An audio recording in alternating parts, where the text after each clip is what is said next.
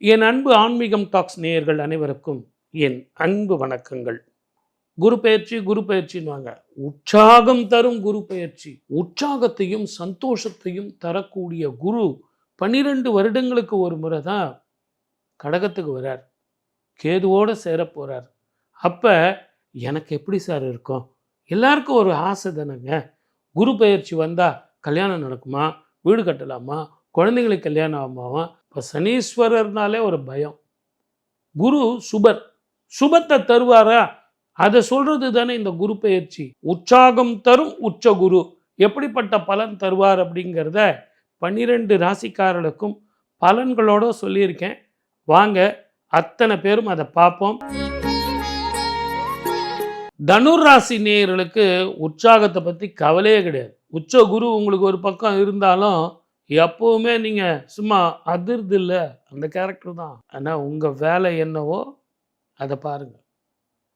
குரு 8ஆம் இடத்துல போயிடுறார்ல. குரு 8ஆம் இடத்துல போனால் கூட 7ஆம் பார்வையாக உங்களது குடும்பம், வாக்கு, தனம் என்று சொல்லக்கூடிய 2ஆம் இடத்தை மகரத்தை பார்க்க போகிறார். அதனால் முதல்ல வீடு கட்டுவீங்க, வாகனங்கள் வாங்குவீங்க, கல்யாணம் பண்ண போகிறீங்க, குழந்தை பாக்கியம் ரொம்ப நாளாக தட்டி போனவங்களுக்கு ஐஓஎல் ஐவிஎஃப்லேயாவது குழந்தை பாக்கியம் கிடைக்கும். உற்சாகத்துக்கு பஞ்சமே கிடையாது. உங்களை இழுத்து பிடிக்கணும், உற்சாகத்தில் இழுத்து பிடிக்கணும். யாராவது சண்டை போட்டாங்கன்னா முதல்ல அங்கே நீங்கள் தான் போய் நின்றுட்டுருப்பீங்க. எது நியாயம், எது தர்மம், ஏன் நீங்கள் இப்படி சொன்னீங்க அப்படின்னு நீங்கள் போய் பஞ்சாயத்து பண்ணிட்டுருப்பீங்க. அது ஆஃபீஸ் ஆகட்டும், செய்கிற தொழில் ஆகட்டும், வெளிநாட்டில் ஆகட்டும். நம்ம வெளிநாட்டில் இருக்குமேனு கொஞ்சம் கூட பயப்பட மாட்டீங்க. ரொம்ப நாளாக க்ரீன் கார்டு கிடைக்கலிங்களா? கிடைக்கும். படிக்க போன உங்களுக்கு அங்கேயே ஃபர்தராக எதனா வேலை கிடைக்கணுமா சார்? கிடைச்சிடும் சார். இந்த ஜூலை மாதத்தோடு எனக்கு இது முடிஞ்சு போகுது சார், விசா முடிஞ்சு போகுது, க்ரீன் கார்டும் முடிஞ்சு போகுது, எல்லாமே முடியுது. எனக்கு ஃபர்தராக எல்லாம் ரினியூவல் பண்ணணும். ஆனால் இப்போ இருக்கிற சூழ்நிலைக்கு நான் இந்தியாவுக்கு வந்துட்டு திரும்பி போக முடியாது. அதுக்குள்ளே ஆகிடுமா சார்? நல்லா கணக்கு பண்ணி பார்ப்பீங்க சார். இப்போ மே மாதம் கடைசியில் இருக்கோம், கண்டிப்பாக முடிஞ்சிடும். கடவுள் கண்ணு திறந்தா சார் 2 நாளில் வேலை முடிஞ்சிடும் சார். பூர்வீக சொத்துக்களில் இதுவரைக்கும் இருந்து வந்த பிரச்சனைகள் தீரும். நீங்கள் இந்த 4ஆம் இடத்துல உங்களுக்கு அர்த்தாஷ்டமி சனி, பயணத்தில் மிக கவனமாக இருக்கணும். இரவு பயணம் போகும்போது சர்வ ஜாக்கிரதையாக இருக்கணும். உங்கள் ஜாதகத்தில் ஒரு பெரிய ஒரு உற்சாகம் தர்றதை விட உங்கள் குலமே தழைக்கிறதுக்கு ஒரு விஷயம் சொல்கிறேன், ஞாபகம் வச்சுங்க. இந்த 8ஆம் இடத்துல குரு இருக்கும்போது, ஞானகாரகன் கேது இருக்கும்போது காசி, ராமேஸ்வரம், கயா போயிட்டு வாங்க. உங்கள் மூதாதையர்களுக்கு தர்ப்பணம் கொடுத்துட்டு வாங்க. அதனுடைய பலன் இது கிடைக்கும், அது கிடைக்கும். எது கிடைக்கும்? ஜோதிடத்தில் நாங்கள் இது கிடைக்கும் அது கிடைக்கும்னு சொல்கிறோம். எனக்கு முன்னாடி என் பாட்டன் போனால், எங்கள் அப்பா போனால், நான் போனேன், என் பிள்ளை போவான், என் பேரன் போவான், எல்லோரும் போவாங்க. ஏன்னா இது எல்லாரும் செஞ்சு பார்த்து அனுபவித்து வெற்றி பெற்ற அனுபவ பரிகாரங்கள். அதனால தான் சொல்கிறேன், நீங்கள் போயிட்டு வாங்க. அதே மாதிரி அதிகமான உற்சாக சுப பலன் கிடைக்கிறதுக்கு என்ன பண்ணோம் அப்படின்னா, திருச்செந்தூர் முருகனை போய் சண்முகநாதனை வழிபட வேண்டும். சண்முகம் ஷடாட்சர மந்திரம் ஓம் சரவண பவ அப்படிங்கிற அந்த மந்திரத்தை சொல்லணும். காலையில் உங்களுக்கு வீட்டில் பிரம்ம முகூர்த்தத்தில் இந்த மந்திரத்தை சொல்லணும். சூரிய நமஸ்காரம் செய்யணும். ஆரோக்கியம் வேணும். நேரத்துக்கு சாப்பிடுங்க, நேரத்துக்கு தூங்குங்க. தேவையில்லாத நான் யூடியூப் பார்த்துன்னு இருந்தேன் சார், நைட்டு 11 மணி வரைக்கும் 12 மணி வரைக்கும் கண் ரொம்ப நேரம் முழிக்காதீங்க சார், கண் பிரச்சனைகள் வரும். சர்வ ஜாக்கிரதையாக இருங்க. உற்சாகமாக இருந்தால் உங்களுக்கு மாத்திரம் உச்ச குரு பலன் தர்றதில்லை, தனுர் ராசிக்காரர்களுக்கு தன்னை சுற்றி இருப்பவர்களுக்கும் பலன் தருவான். அதுதான் தனுர் ராசி. புஷ்கரம் அப்படின்னு இந்த ஒவ்வொரு காலகட்டத்தில் குரு மாறும்போது, ஒவ்வொரு ராசிக்கு போகும்போது ஒவ்வொரு புண்ணிய நதியில் போய் குரு இருக்கிறதா ஒரு ஐதீகம். அந்த மாதிரி கடகத்துக்கு குரு போகும்போது புஷ்கரம் எங்கேப்பா அப்படின்னா யமுனா நதியில். இந்த யமுனா நதியில் இந்த வருஷம் நம்ம தீர்த்தம் ஆடினா மகா புண்ணியம். உச்சம் பெற்ற குருவனுடைய முழு பலனும் நமக்கு சேரும். நீங்கள் இந்த கோயிலுக்கு போங்க, அங்கே போய் இந்த பரிகாரம் பண்ணுங்கள், ஆலங்குடி போங்க, திருச்செந்தூர் போங்க அப்படின்னு அந்தந்த பரிகாரம் எவ்வளோ. ஆனால் பிரபஞ்சத்துக்கே மிகப்பெரிய லாபத்தையும் சந்தோஷத்தையும் சுபர் இல்லையா, குருனாலே சுபர். சுபர் அப்படின்போது என்ன நமக்கு ஏற்படும்? கல்யாணம் பண்ணுறது, குழந்தைங்க பெற்றுக்கிறது, வீடு வாங்கிறது, வாகனங்கள் வாங்கிறது, வீட்டில் சந்தோஷமாக இருக்கிறது, நிறைய பணம் சம்பாதிக்கிறது, கடன் தீர்றது, வியாதிகள் போகிறது, மருத்துவ செலவு குறையிறது. இப்படி சுப பலன் தானே. அதனால தானே அந்த குரு பெயர்ச்சி அப்படின்னாலே ஒரு உத்வேகத்தோடு நம்ம டிவியில் பார்க்குறோம், யூடியூப்பில் பார்க்குறோம். என் ராசிக்கு எப்படி சார் இருக்குன்னு பார்க்குறோம். இந்த யமுனை நதியில் தீர்த்தம் ஆடிட்டு புஷ்கரம் நம்ம இந்த ஆண்டு வந்து குரு பெயர்ச்சியை கொண்டாடினோம் அப்படின்னா இந்த வருஷம் முழுவதுமே சுப பலன் அதிகமாக இருக்கும். குரு யாருக்கும் கெடுதல் செய்ய மாட்டார் சார். அவர் கெடுதல் செய்ய தெரியாது, நல்லது தான் செய்வார். அதே நேரத்தில் எல்லாருக்கும் திருமண வாழ்க்கையும் குழந்தை பாக்கியமும் வீடு கட்டலாம், வாகனங்கள் வாங்கலாம் அப்படின்னா என்ன உங்களுக்கு கிடைக்கும்?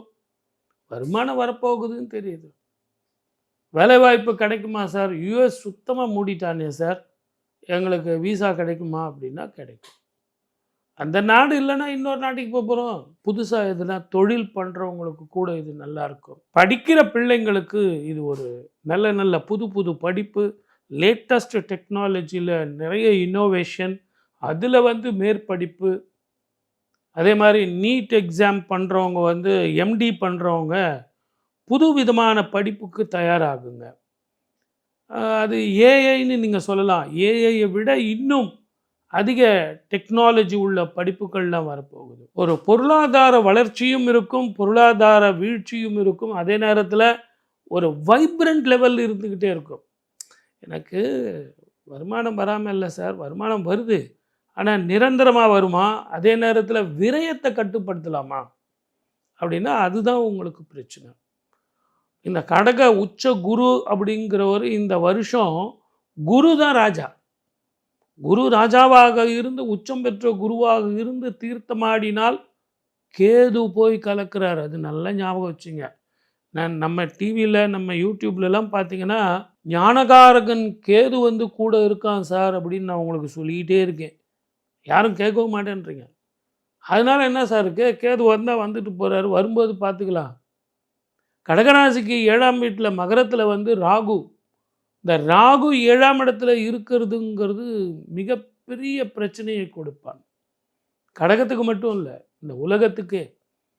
ராகு கேது சமசப்தமாக பார்வையாக எப்பவும் இருப்பாங்க. உச்சம் பெற்ற குரு பார்த்தா கூட நவ கிரகங்களில் மிக பலம் பெற்றவன் யார் அப்படின்னு கேட்டிங்கன்னா ராகு தான். ஆகவே ராகு வந்து சர்வ ஜாக்கிரதையாக இருக்கணும். எனக்கு ஏஐ வந்துடுச்சிங்களே சார், அதனால் சாஃப்ட்வேர் படிக்கலாமா, இல்லை கம்முன்னு நான் அக்கௌண்ட்ஸில் போயிட்டுமா சார் அப்படின்னா, ஏஐ வந்தால் கூட சரி, ஒன்றும் பாதிப்புலாம் வராது. நீங்கள் தயவு செஞ்சு அதை மனசில் வச்சுக்கிட்டு பயப்படாதீங்க.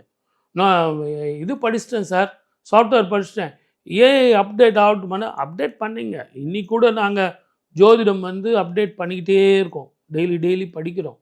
அப்டேட் பண்ணுறது தப்பு இல்லை. ஆனால் இந்த ஏஐ மட்டும் இல்லை, இன்னும் அட்வான்ஸ் டெக்னாலஜி வந்தால் கூட நீங்கள் படிங்க. இந்த ஏஐ வரும்போது வேலை வாய்ப்பு போகுமானா போகாது. இதை விட இன்னும் அதிக வாய்ப்பு உள்ள சந்தர்ப்பங்கள் கூட சூழ்ந்து வரும். இந்த சூழ்ந்து வரும்போது அந்த வாய்ப்புகளை நீங்கள் பயன்படுத்திக்கணுன்னா உங்களை நீங்கள் அப்டேட் பண்ணோம். அந்த குரு உங்களுக்கு சந்திரனது வீட்டில் போய் உச்சம் பெறுவது, ஞானகாரகனோட இருப்பது அற்புதமான பலன். ஆன்மீக ரீதியான என்ன பலன் கிடைக்கும் அப்படின்னா, மூதாதையர்களுக்கு தர்ப்பணம் பண்ணுறது இந்த காலகட்டத்தில் ரொம்ப ரொம்ப விசேஷ பலன் தரும். ஞானகாரகனுடைய குரு உச்சம் பெற்று 18 வருடங்களுக்கு ஒரு முறை கேதுவும் 12 வருடங்களுக்கு ஒரு முறை கடகத்தில் குருவும் சேர்றதுங்கிறது அபூர்வ சந்திப்பு. 21 தலைமுறைக்கு நீங்கள் அந்த பிண்டம் கொடுக்கணும். அந்த பிண்டம் கொடுக்குற பாக்கியமே மகாபாக்கியம் சார். பணம் வேணும், பட்டம் வேணும், வீடு வாங்கணும், வசதி வேணும், கல்யாணம் பண்ணணும், குழந்தை பண்ணணும், இதெல்லாம் கரெக்டு. ஆனால் இந்த பிண்டம் கொடுக்கறது, மூதாதையர்களுக்கு தர்ப்பணம் கொடுக்கறது ஒரு சில அபூர்வ காலங்களில் மூதாதையர்களுக்கு சந்தோஷமும், அதனால் அவங்க வந்து இறைவனிடத்தில் கையேந்துவார்கள். என்னுடைய பிள்ளை, என்னுடைய மகள் என்னுடைய பேரன் பேத்தி நல்லா படிக்கணும், அவங்களுக்கு நல்லா வரணும், சந்தோஷமாக இருக்கணும். எப்போ? அவங்களுக்கு அந்த தாகமும் உணவு பிரச்சனையும் இல்லாத இருக்கும்போது. நீங்கள் அந்த பிண்டம் கொடுக்கும்போது 21 தலைமுறைக்கு அவங்களுக்கு புண்ணியம் கிடைக்கும்.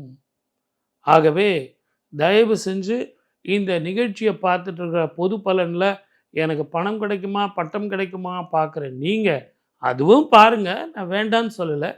அதே நேரத்தில் இந்த புண்ணியத்தையும் நீங்கள் சார் நான் கடகராசி மட்டும்தானா, மேஷ ராசி மட்டும்தானா, 12 ராசியில் ஏதாவது ஒரு ராசியா, நான் இந்த நட்சத்திரமாச்சே, நமக்கு நிறைய சந்தேகம். சந்தேகத்தெல்லாம் விட்டுருங்க. 27 நட்சத்திரம் 12 ராசிக்காரர்களும் நான் சொன்ன அந்த பலன் செஞ்சீங்கன்னா இதுவே ஒரு மிகப்பெரிய பரிகாரம். பக்கத்துலேயே டெல்லியில் யமுனையில் குளிச்சுட்டு வாங்க. அந்த குளியலுங்கிறது புஷ்கரம் அப்படிங்கிற பலன் கிடைக்கும். வாழ்க வளமுடன். வாய்ப்பளித்த அத்தனை நல்ல உள்ளங்களுக்கும் நன்றி. வணக்கம். சர்வே ஜனா சுகினோ பவந்து.